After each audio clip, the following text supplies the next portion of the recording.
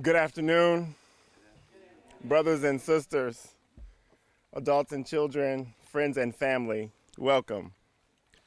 We have a repast, a memorial for Malaga. A repast in the African American tradition is a very important part of a homegoing celebration for a family.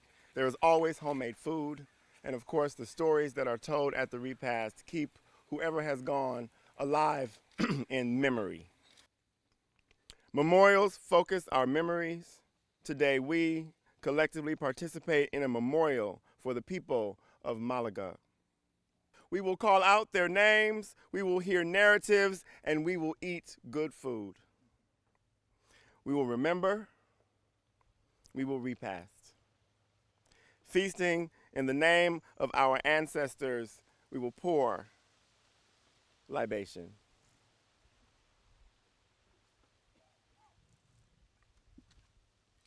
Please enjoy this day and the food that you are about to receive. There ain't no grave can hold my body down. Ain't no grave can hold my body down. When I hear that trumpet sound, gonna get up out of the ground. Ain't no grave can hold my body down. Well, there ain't no grave can hold my body down. Ain't no grave can hold my body down. When I hear that trumpet sound, gonna get up out of the ground. Ain't no grave gonna hold my body down. Well, go down yonder, Gabriel, put your foot on the land to see. Don't you blow that trumpet until you hear from me. Thank you. Look right over yonder, see all people dressed in white. And I knew they were God's children, I could see them doing right. Well, ain't no grave can hold my body down. Ain't no grave gonna hold my body down. When I hear that trumpet sound, I'm gonna get up out of the ground. Well, ain't no grave hold my body down. Oh, look way over Jordan, and what do you think I see? I see a band of angels, and they're coming after me. Well, I go into the river of Jordan, bury my knees in the sand, gonna holler high Hosanna till I reach that promised land. Well, there ain't no grave can hold my body down.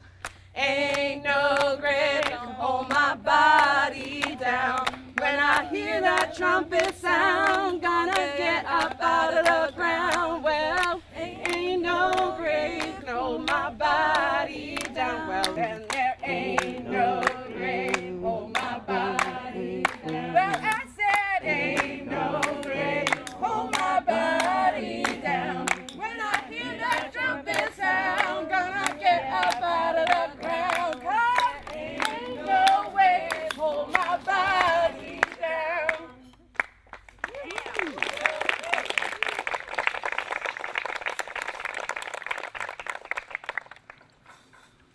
This is a performative meal, which means while the performance is happening, I encourage you to eat the hot food that is on the table in front of you.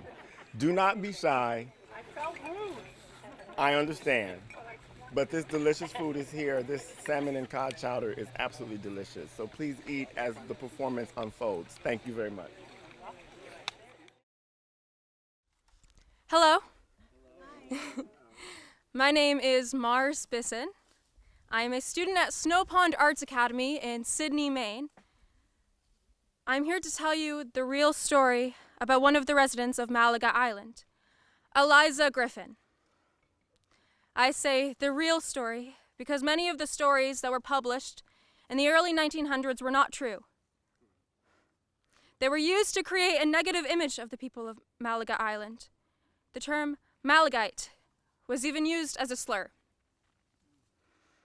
But thanks to the careful work of archaeologists like Dr. Nathan Hamilton and Dr. Robert Sanford, who may be here with us today, can you please stand if you are?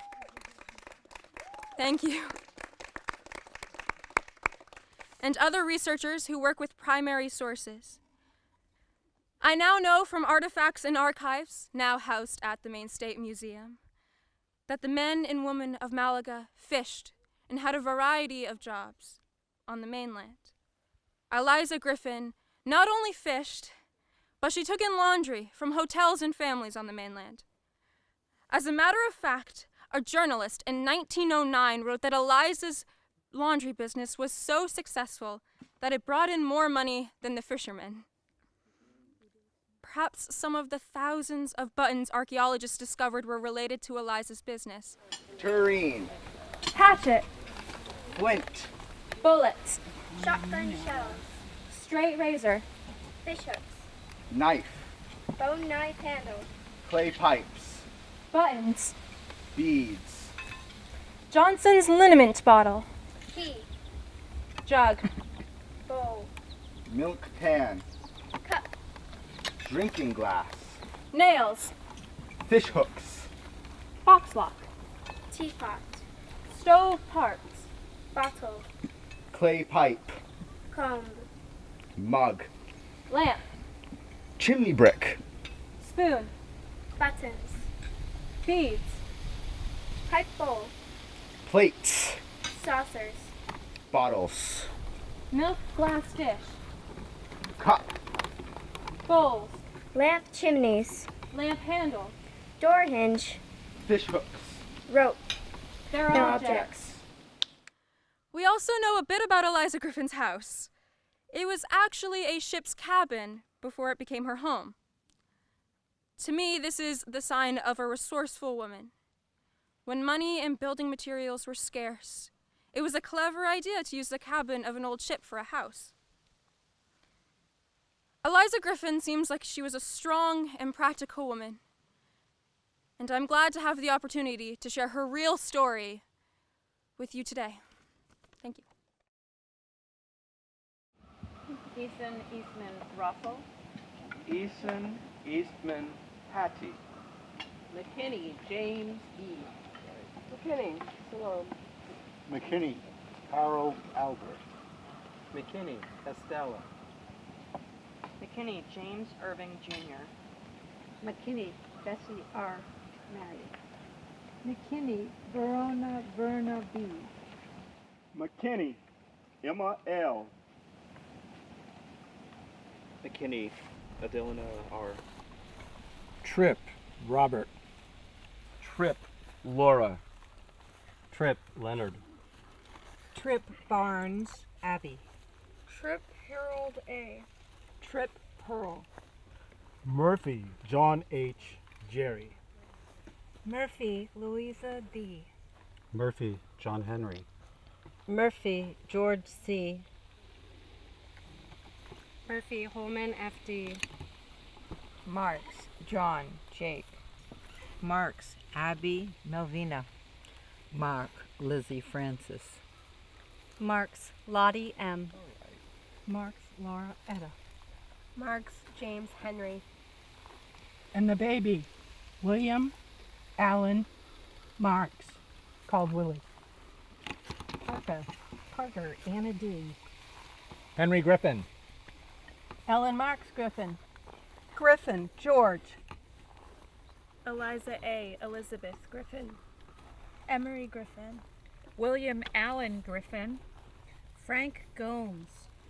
Fred C. Gomes. Charles S. Gomes. William F. Gomes. Nelson McKinney. Addie McKinney. Walter McKinney. Rita McKinney. Daniel McKinney. And James McKinney.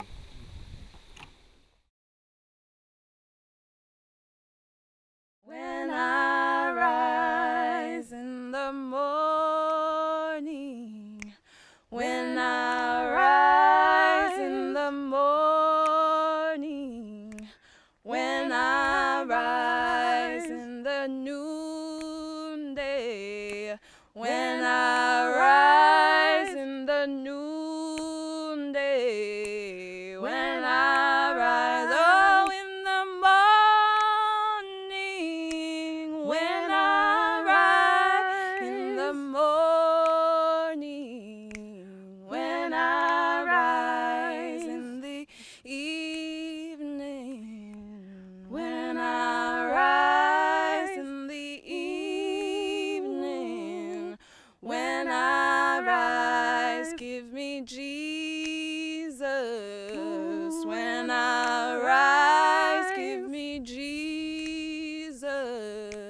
when I rise in the morning.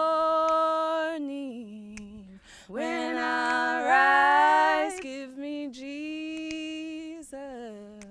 When I rise in the noonday. When I rise, give me Jesus. When I rise, give me Jesus. When I rise, give me Jesus. When I rise, when I rise, when I rise.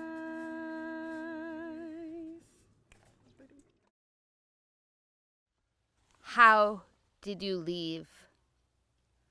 Our houses became our bodies. We lashed ourselves to rafts. Our bodies became boats. Some left as cargo in boats, boxes. We wept or did not weep until home became the rubble between our teeth, the thing one cannot bite for fear of breaking.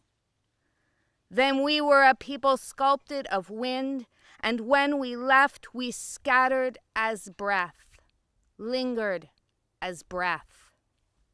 Then we were a people carved of gravel and dust, and we left as the land, stripped from the land, carrying our hearts in our fists.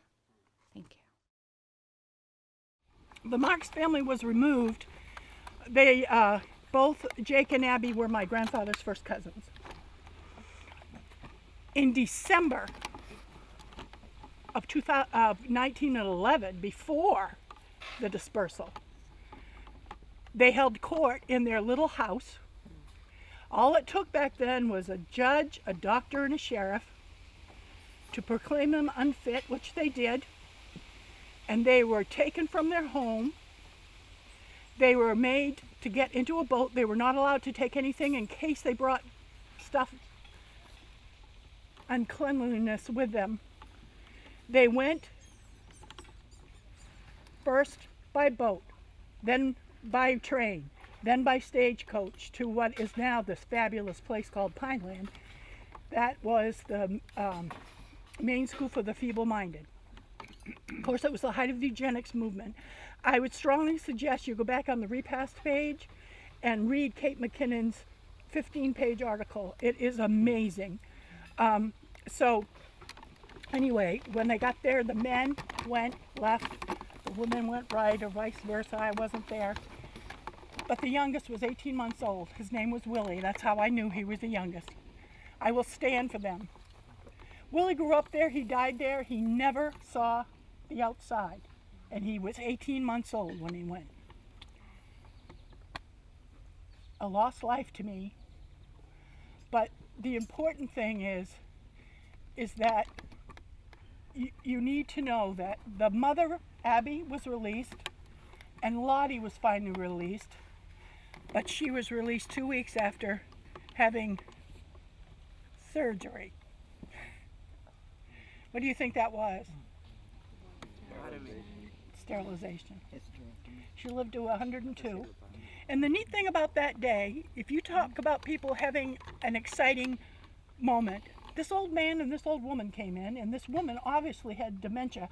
In 2011 at the church, I had this gathering at the church because there's a tree there that's almost 300 years old, and I figured it saw everything. It should see this too. And as he was going out, and the woman kept smiling and all this stuff, he walked out and he said, when she was released from prison, Lottie was her nanny. And I'd hoped if I brought her, she'd remember. And I haven't seen her smile in 5 years. And this woman smiled all day. And that's just, can't even remember their name. But it's rolling. So anyway, I know I took too long. Did I fill up the 15 minutes and you don't have to bother anybody? No. Well, thank you, Lydia. It's so good to see you. I do fondly refer to myself as the Princess of Malaga because my great-grandfather was James Eli McKinney, whose house was right over there on the other side of that ledge. And his wife was Salome Wallace McKinney. My grandfather, James Irving, and my grandmother, Bessie Anderson McKinney, lived here. And in 1911, my mother was born on this island. And it was a story that really was buried for many, many years. And I am so appreciative that people have come together in celebration of this island and in celebration of the strong, resourceful, intelligent people who inhabited this island. It was an integrated community before integration was accepted. They did it. They did it successfully, and they were punished for it. I live in a colony that was created at the same exact time that this one was. This island speaks to me, and I have been bringing people here for well over 20 years. And when I bring them here, some of them descendants, some of them college students, and other people who want to tell the story of this island, it's not just you land on the North Beach, you say hello to the island, you wave, you hear a little, 5 minutes of history, and then you're gone. We actually spend time walking the island, and we spend time at the south end of the island, and we learn the different rooms within the island. I can't be here without crying. I also can only come over here by boat, by paddling. I've been to this island once in 20 some odd years by motorcraft, and the island scolded me for doing so, because I've always come by a hand-powered craft, as they often came over to the island or moved back and forth between. When I'm on this island, I get the stories told to me and whispered to me and shared with me, and I'm not a descendant. But I do my very best to share to others what this island means and how very special this island is. And yes, it should be vacant right now. It should be like this. And this repast is probably one of the finest things that could happen now. The descendants have lobbied long and hard to have recognition done at Pineland. I used to volunteer there as a child when it was called something totally different. The Monuments Maine Coast Heritage Trust has taken this island well under their arms and umbrella and have protected it and have allowed the descendants to use it in appropriate ways and to keep people, no matter how much they think it'd be a cool idea from camping on the island or really taking away the story and changing it. And so I am here to applaud that, and I am here to celebrate all the lives that have ever been here, including the Native Americans that came here long before the colony actually happened, and the way it is now. And I just want to thank everybody for doing this and making this so very special, because this is so important. Move mountains, and I'll rise up like today. I'll rise up unafraid. I'll rise up and I'll do it 1,000 times again. And I'll rise up like today. I'll rise up unafraid. I'll rise up and I'll do it 1,000 times again for you.